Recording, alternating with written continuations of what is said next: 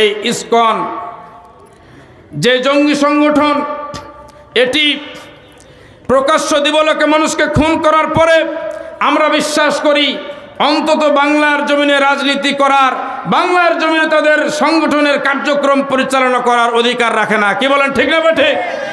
আজকে তাদের পায়ে ডান্ডাবাড়িও আমরা দেখতে পাচ্ছি না, তাদের হাতে আবার হ্যান্ডকাপও দেখতে পাচ্ছি না। আমরা আইনের সহযোগিতা করে আইনের আমরা অপব্যবহার করতে চাই না। আইনের সহযোগিতা করে, আইনের আশ্রয় গ্রহণ করে আমরা আমাদের সরকার বাহাদুরকে অনুরোধ করতে চাই, আপনারা অনতিবিলম্বে তাদেরকে গ্রেপ্তার করে শাস্তির আওতায় নিয়ে আসবেন। এটি গোটা পৃথিবীর, গোটা দেশের ধর্মপ্রাণ মুসলমানদের হৃদয়ের একটি দাবি। কি বলেন, ঠিক না ঠিক?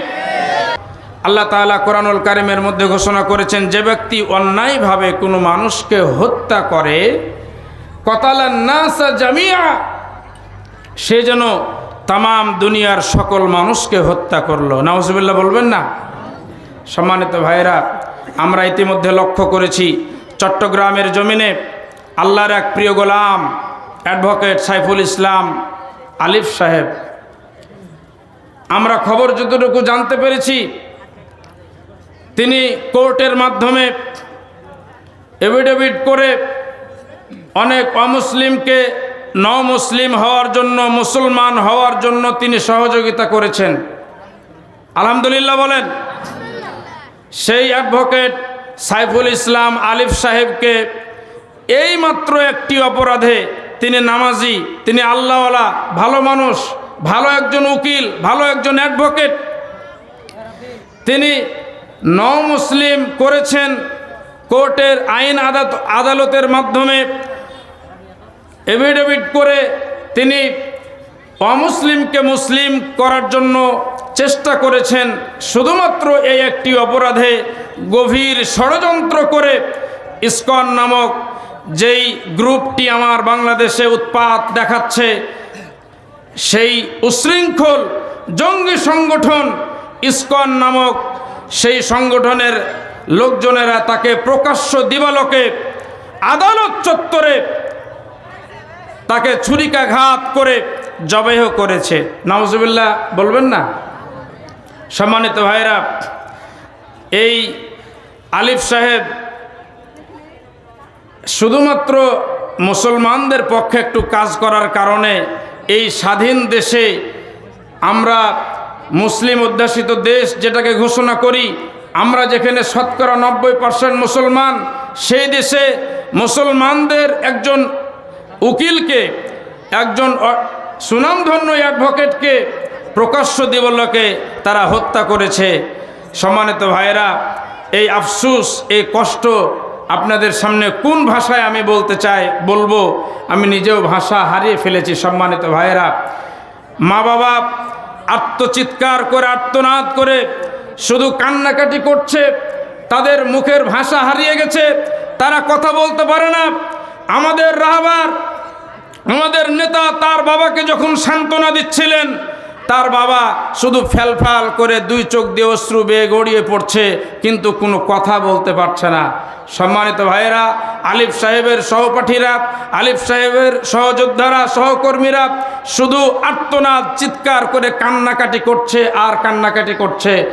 তার অন্তঃসত্ত্বা, তার স্ত্রী 4 মাসের প্রেগনেন্ট অবস্থাতে অবস্থান করছেন। তার ছোট্ট একটা মাসুম বাচ্চা, 3 বছরের একটা মাসুম বাচ্চা রয়েছে। সম্মানিত ভাইয়েরা, তার মা আত্মচিৎকার করে কান্নাকাটি করছেন, তাদের মুখের ভাষা হারিয়ে গেছে, তারা কোনো ভাষা জাতির সামনে প্রকাশ করতে পারছে না। সম্মানিত ভাইয়েরা, এই ইসকন যে জঙ্গি সংগঠন, এটি প্রকাশ্য দিবালোকে মানুষকে খুন করার পরে আমরা বিশ্বাস করি অন্তত বাংলার জমিনে রাজনীতি করার, বাংলার জমিনে তাদের সংগঠনের কার্যক্রম পরিচালনা করার অধিকার রাখে না। কি বলেন, ঠিক না ঠিক? আমরা কোরআনুল কারীমের মাহফিল থেকে স্পষ্ট ভাষায় বলতে চাই যে চিন্ময় কৃতদাস গ্রেপ্তার হয়েছে।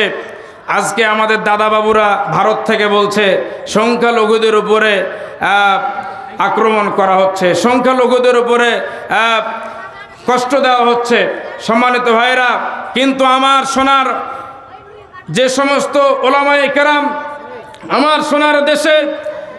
সোনার দেশের রত্ন, আমার সোনার দেশের সম্পদ, যখন ইসলামী আন্দোলনের নেতৃবৃন্দকে যখন হ্যান্ডকাপ পরানো হয়েছিল, পায়ে ডান্ডা বেড়ি পরানো হয়েছিল, তখন দাদা বাবুদের মুখে কোনো ধরনের কোনো কথা ছিল না।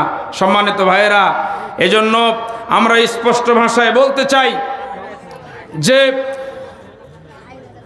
ইসকন নামক যেই সংগঠন, তারা দাবি করছে বাংলাদেশে এটি একটি অপ্রীতিকর ঘটনা ঘটেছে। যারা এটি দাবি করছে, আমরা এটি বলতে চাই যে এটি অপ্রীতিকর কোনো ঘটনা নয়। এটি ষড়যন্ত্র করে, সুগভীর ষড়যন্ত্রের মাধ্যমে একজন মুসলমান অ্যাডভোকেট, একজন মুসলমান উকিলকে হত্যা করেছে তারা। এই অপরাধ, এত বড় অপরাধ করার পরেও আজকে তাদের পায়ে ডান্ডাবাড়িও আমরা দেখতে পাচ্ছি না, তাদের হাতে আবার হ্যান্ডকাপও দেখতে পাচ্ছি না। আমরা আইনের সহযোগিতা করে, আমরা অপব্যবহার করতে চাই না।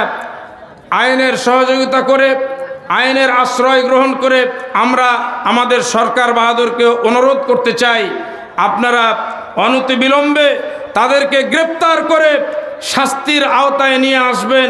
এটি গোটা পৃথিবীর, গোটা দেশের ধর্মপ্রাণ মুসলমানদের হৃদয়ের একটি দাবি। কি বলেন, ঠিক না বে ঠিক?